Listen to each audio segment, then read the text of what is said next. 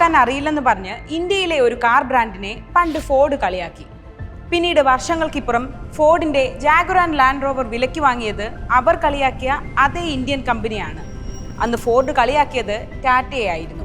ഇന്ത്യയിൽ ഏറ്റവും സേഫ് കാറുകൾ ഇറക്കുന്ന നിർമ്മാതാക്കൾ, ഇലക്ട്രിക് വാഹന രംഗത്ത് അമരക്കാരാകുന്ന കമ്പനി. കഴിഞ്ഞ വർഷം 4 ലക്ഷത്തിലധികം കോടി രൂപ വരുമാനം നേടിയ ഇന്ത്യക്കാരുടെ പ്രിയപ്പെട്ട ടാറ്റ മോട്ടോഴ്സ്. ഓട്ടോമൊബൈൽ രംഗത്ത് ടാറ്റ വളർന്നതെങ്ങനെ? Let's talk business.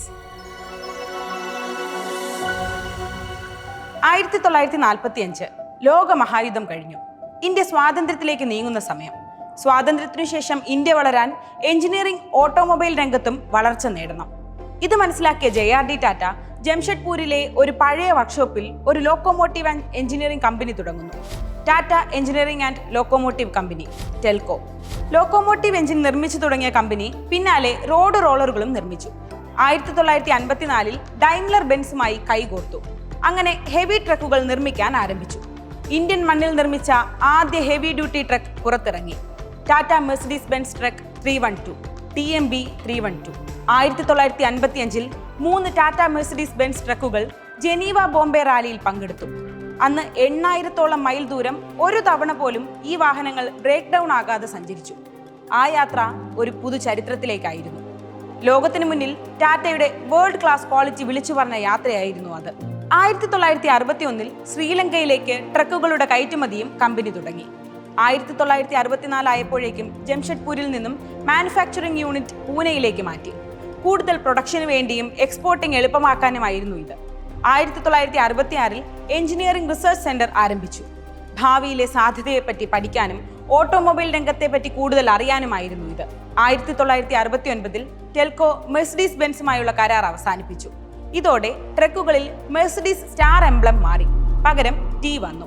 1975 semi forward truck Tata 1210 പുറത്തിറക്കി. 1983 ഹെവി കൊമേഴ്ഷ്യൽ വാഹനങ്ങളുടെ നിർമ്മാണം തുടങ്ങി. അങ്ങനെ ടാറ്റ 3114 പിറന്നു. 1986 ഒരു light commercial vehicle Tata 407 launch ചെയ്തു. ഇന്നും ഇന്ത്യയിലേറെ പ്രചാരത്തിലുള്ള വാഹനമാണിത്.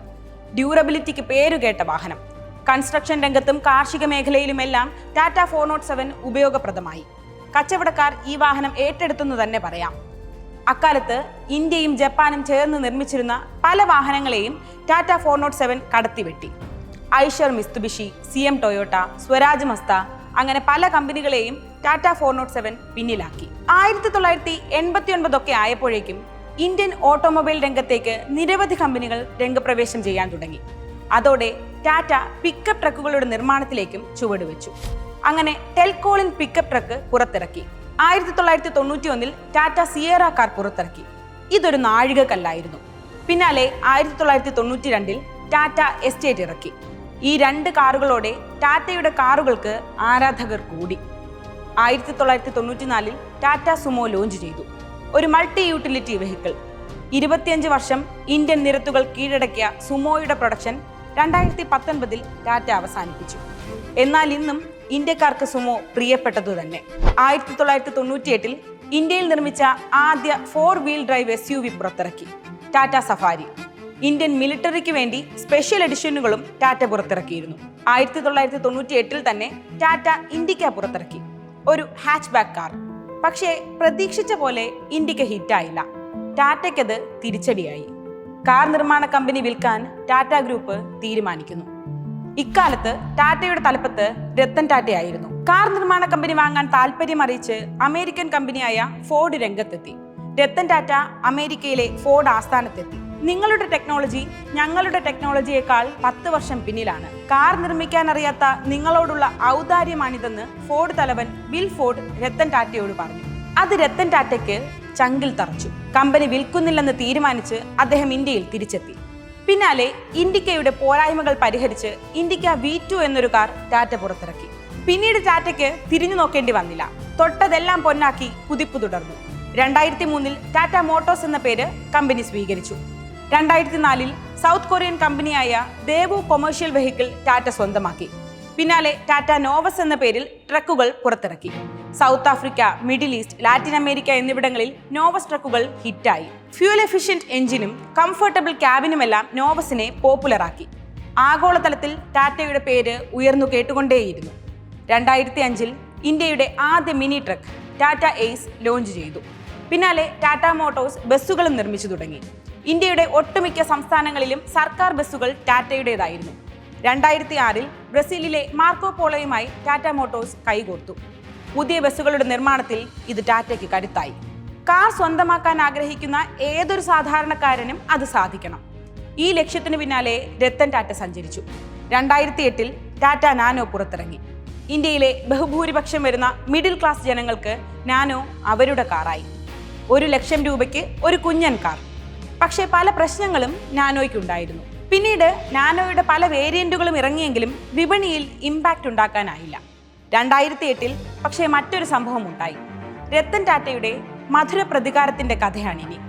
ഫോർഡ് സാമ്പത്തിക പ്രതിസന്ധിയിലായി. അന്നവർ അവരുടെ Jaguar and land rover JLR വിൽക്കാൻ തീരുമാനിച്ചു. അന്ന് രത്തൻ ടാറ്റ JLR സ്വന്തമാക്കി. അന്ന് 98 ഫോർഡ് പുച്ഛിച്ചു തള്ളിയ അതേ ടാറ്റ 2008 അവരുടെ JLR സ്വന്തമാക്കി. അന്ന് ബിൽഫോർഡ് പറഞ്ഞത് ഇങ്ങനെയാണ്: you are doing us a big favour by buying JLR വാങ്ങുന്നതിലൂടെ നിങ്ങൾ ഞങ്ങൾക്കൊരു വലിയ ഉപകാരം ചെയ്യുകയാണെന്ന്. Tata Manza, Tata Venture, Tata Magic Iris, Tata എസ്6, Tata Zest, Tiago, Bolt, Nexon, Harrier അങ്ങനെ നിരവധി വാഹനങ്ങൾ ടാറ്റ പിന്നീട് കൊണ്ടുവന്നു. പിന്നീട് ഇലക്ട്രിക് വാഹനങ്ങളിലേക്കും ചുവടുവെച്ചു. ടാറ്റ .EV എന്ന ബ്രാൻഡിലൂടെ Tiago EV, Punch EV, Nexon EV, Curvv EV, ഇപ്പോഴത്തെ ഹാരിയർ EV. ഇന്ന് ഇന്ത്യയിലെ ഇലക്ട്രിക് വാഹന വിപ്ലവത്തിന്റെ അമരത്താണ് ടാറ്റ. 2024 4 ലക്ഷത്തിലധികം കോടി രൂപയാണ് ടാറ്റയുടെ വരുമാനം. എന്താണ് ടാറ്റയുടെ വിജയതന്ത്രം? മറ്റ് വാഹനങ്ങളെക്കാൾ ടാറ്റയുടെ വാഹനങ്ങളെ വേറിട്ടതാക്കുന്നത് സേഫ്റ്റിയാണ്. നെക്സോണിന്റെയും അൾട്രോസിന്റെയും സേഫ്റ്റി റേറ്റിംഗ്സ് വളരെ നല്ലതാണ്. ഇത് ആഗോളതലത്തിൽ ചർച്ചയായതുമാണ്. നെക്സോൺ ആയിരുന്നു NCAP റേറ്റിംഗിൽ 5 സ്റ്റാർ നേടിയ ആദ്യ ഇന്ത്യൻ കാർ. ടാറ്റയുടെ തന്നെ ടാറ്റ സ്റ്റീലാണ് കാറുകളിലും ഉപയോഗിക്കുന്നത്. ഇതുകൊണ്ട് തന്നെ ബ്രാൻഡ് അഫിനിറ്റിയും വർദ്ധിക്കുന്നു. ജനങ്ങൾക്ക് ടാറ്റയിൽ പാരമ്പര്യത്തിൽ വിശ്വാസമാണ്. ലോ കോസ്റ്റ് പ്രൊഡക്ഷനും ഇന്ത്യൻ വിപണിയിലേക്ക് ടാറ്റയ്ക്കുള്ള ഈസി ആക്സസുമാണ് മറ്റൊരു പ്ലസ് പോയിന്റ്. ടാറ്റയ്ക്ക് ഇൻഹൗസ് ഡിസൈൻ സ്റ്റുഡിയോയും റിസർച്ച് ആൻഡ് ഡെവലപ്മെന്റ് വിങ്ങും ഉണ്ട്. ഇത് അവരുടെ വളർച്ചയിൽ പ്രധാന പങ്ക് വഹിക്കുന്നു. കുറഞ്ഞ വില മുതൽ കൂടിയ വില വരെ ഇങ്ങനെ വിവിധ ശ്രേണികളിലായാണ് ടാറ്റ വാഹനങ്ങൾ പുറത്തിറക്കുന്നത്. ടിയാഗോ, നെക്സോൺ തുടങ്ങിയ കാറുകൾ മുതൽ ലാൻഡ് റോവർ, ഡിഫൻഡർ തുടങ്ങിയ ലക്ഷറി കാറുകളുമുണ്ട്. അതുകൊണ്ട് തന്നെ സാധാരണക്കാർ മുതൽ ധനികർ വരെ ഉപഭോക്താക്കളാകുന്നു. അടുത്തത് ടാറ്റയുടെ പ്ലാറ്റ്ഫോം സ്ട്രാറ്റജിയാണ്. സ്റ്റിയറിംഗ്, ആക്സിൽ, എഞ്ചിൻ മൗണ്ടിംഗ് ഇതെല്ലാം കണക്ട് ചെയ്യുന്നത് ഒരു പ്ലാറ്റ്ഫോമിലാണ്. പല മോഡൽ കാറുകൾ നിർമ്മിക്കാൻ പല പ്ലാറ്റ്ഫോമുകൾ ആവശ്യമാണ്. ഇത് നിർമ്മിക്കുന്നത് തന്നെ ചെലവേറിയതാണ്. ഇനി ടാറ്റയുടെ ബുദ്ധി നോക്കാം. ചുരുക്കം എണ്ണം പ്ലാറ്റ്ഫോമുകളാണ് ടാറ്റ പ്രധാനമായും ഉപയോഗിക്കുന്നത്. ഈ പ്ലാറ്റ്ഫോമുകൾ മാത്രം കൊണ്ട് പല മോഡൽ കാറുകൾ ഇറക്കാം. അൾട്രോസ്, നെക്സോൺ, ടിയാഗോ, ടിഗോർ ഇതെല്ലാം ആൽഫ പ്ലാറ്റ്ഫോമിലാണ് നിർമ്മിക്കുന്നത്. കൂടുതൽ പ്ലാറ്റ്ഫോമുകൾ ഒരുമിച്ച് വാങ്ങുമ്പോഴും ഇറക്കുമതി ചെയ്യുമ്പോഴുമെല്ലാം ചിലവ് കുറവാണ്. ഒരു മോഡൽ കാർ ലോഞ്ച് ചെയ്ത ശേഷം അടുത്ത മോഡലിലേക്ക് പോകുമ്പോൾ പ്ലാറ്റ്ഫോം കോസ്റ്റ് കുറയ്ക്കാം. അഥവാ ഒരു കാർ പരാജയപ്പെട്ടാൽ അടുത്ത മോഡലിലേക്ക് ഇതേ പ്ലാറ്റ്ഫോം ഉപയോഗിക്കുകയും ചെയ്യാം. ടാറ്റ ഗ്രൂപ്പിന്റെ വൈവിധ്യമാണ് ടാറ്റ മോട്ടോഴ്സിന് കരുത്ത് പകരുന്നതെന്ന് പറയാം. EV വണ്ടികളുടെ ചാർജിംഗ് സ്റ്റേഷനുകളുടെ നടത്തിപ്പിനായി TCS ടാറ്റ പവറുമായി ചേർന്ന് പ്രവർത്തിച്ചു. അതുപോലെ വെഹിക്കിൾ ഫിനാൻസിനും ഇൻഷുറൻസിനും Tata Capital, Tata Motor Finance എന്നിവയുണ്ട്. ടാറ്റ ഓട്ടോകോംബ് ബാറ്ററി അസംബിൾ ചെയ്യുന്നു. അതായത് EV എക്കോസിസ്റ്റത്തിനായി ടാറ്റ ഗ്രൂപ്പിലെ വിവിധ കമ്പനികൾ ഒരുമിച്ച് നിൽക്കുന്നു. ഈ ഒരുമയുടെ കരുത്തിലാണ് ടാറ്റ വളരുന്നത്. New Altroz, Tata Sierra new version, Sierra EV അങ്ങനെ ഒരുപിടി വാഹനങ്ങൾ 2025 ടാറ്റ പുറത്തിറക്കുമെന്നാണ് റിപ്പോർട്ട്. കുതിപ്പ് തുടരുകയാണ് ടാറ്റ മോട്ടോഴ്സ്.